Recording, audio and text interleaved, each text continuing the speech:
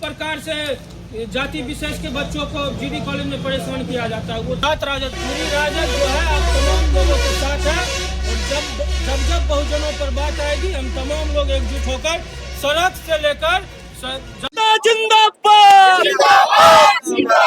UGC को लागू करो, यूजीसी को लागू करो, मनुवाद की छाती पर, मनुवाद की छाती पर, ब्राह्मणवाद की छाती पर, रोहित तेरा मिशन अधूरा, रोहित तेरा मिशन अधूरा, तेरा मिशन अधूरा, यूजीसी लागू करना होगा, यूजीसी लागू करना होगा।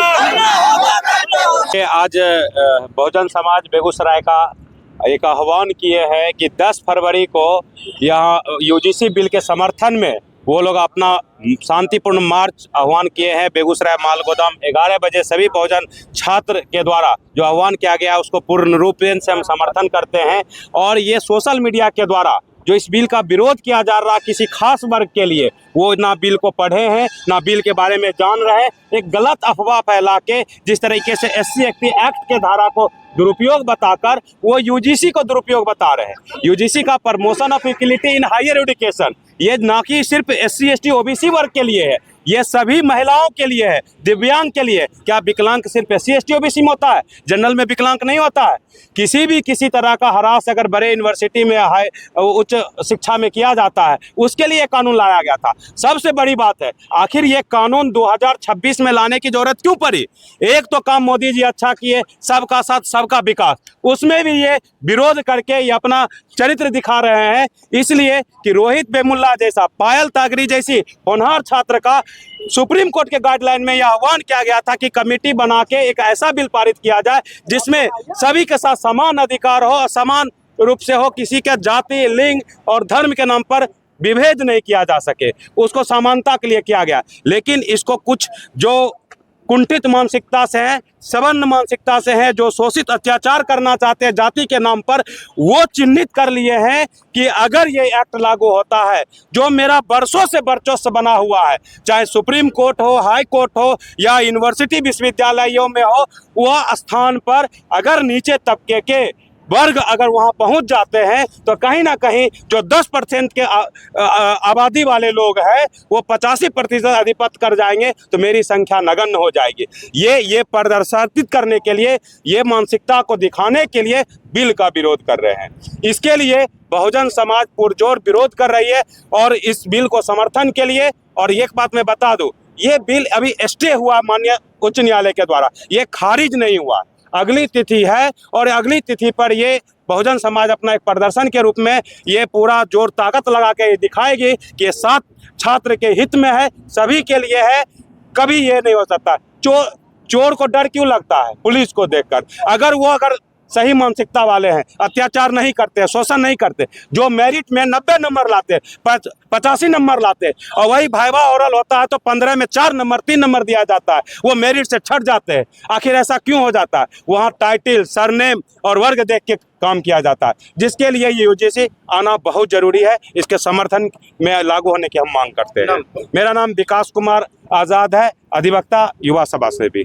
बात है कि 2014 के बाद देश के अंदर अगर बहुजनों के लिए, एक बड़ी आबादी के लिए, एक बड़ी आबादी के छात्रों के लिए यूजीसी रेगुलेशन एक्ट लाया गया, ये जिसका हम लोग पुरजोर समर्थन कर रहे हैं। और समर्थन में ही आज हम लोगों ने बैठक किया बाघा सामुदायिक भवन पर। लेकिन हकीकत ये है कि जो यूजीसी बिल को अभी रोका गया है, स्टे लगाया गया है, उसमें बैठने वाले कॉलेजियम से गए हुए हैं।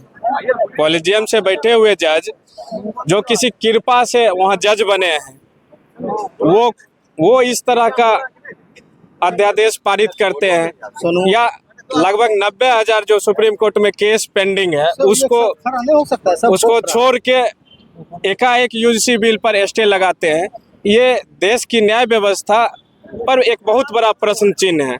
हम लोग तो पहला अगर कोई जन उपयोगी जिसको कहे पब्लिक हित में अगर कोई बिल आया था जिसको लोकसभा में पारित किया, उसका विरोध करने वाले कुछ ही लोग हैं।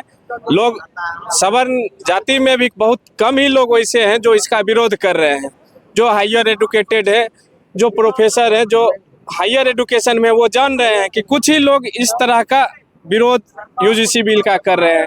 और पढ़े लिखे लोग जान रहे हैं कि यूनिवर्सिटी में, कॉलेजों में इस तरह का विभेद होता है और वो कौन करते हैं। रोहित वेमुला जैसा उदाहरण है हमारे पास, और ऐसे हजारों लाखों स्टूडेंट ऐसे हैं जो यूनिवर्सिटी और कॉलेजों में, विश्वविद्यालयों में रैगिंग का शिकार होके, कॉलेज से रेस्टिगेट होके, कॉलेज से अपना टीसी लेके घर आके बैठ गया है। तो हम लोग यूजीसी बिल को इस नज़रिए से पॉजिटिव देख रहे हैं कि आने वाला जो पीढ़ी होगा, चाहे समान जाति की महिलाएं हों, चाहे समान जाति के विकलांग हो, उनको भी इस यूजीसी बिल के अंदर रखा गया है कि उनको भी किसी तरह का प्रताड़ना झेलना नहीं पड़ेगा।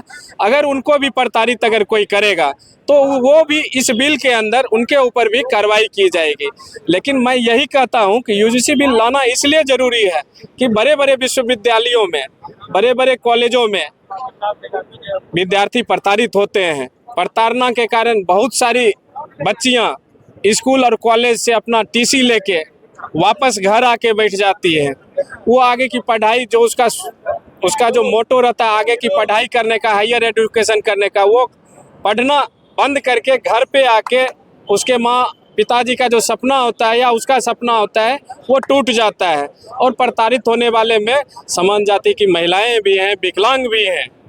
तो ये सबके लिए यूजीसी बिल है जिसका हम लोग ने पुरजोर समर्थन किया है। और यूजीसी बिल के सारे फॉर्मेट को पढ़ा गया है और सब फॉर्मेट को देखते हुए हम तमाम लोगों से निवेदन करते हैं कि देश में पहली बार कोई सरकार ने 2014 के बाद पहला विधेयक लाया है जो जन उपयोगी है, जन जन से जुड़ा हुआ है और समान जो लोग हैं, जो खाने पीने वाले लोग हैं, उन सब से जुड़ा हुआ है। और इस बिल को पास होने का हम लोग डिमांड कर रहे हैं, उसका समर्थन कर रहे हैं। अगर बिल में अगर सरकार की तरफ से या कोर्ट की तरफ से कोई तरह का नेगेटिव बात आएगा तो उसका हम लोग विरोध करेंगे। सड़क से सांसद तक जो विरोध होगा हम लोग विरोध करने के लिए भी तैयार हैं। और 10 तारीख को हम लोग समर्थन मार्च माल गोदाम से लेके कैंटीन चौक तक हम लोग समर्थन मार्च निकाल रहे हैं।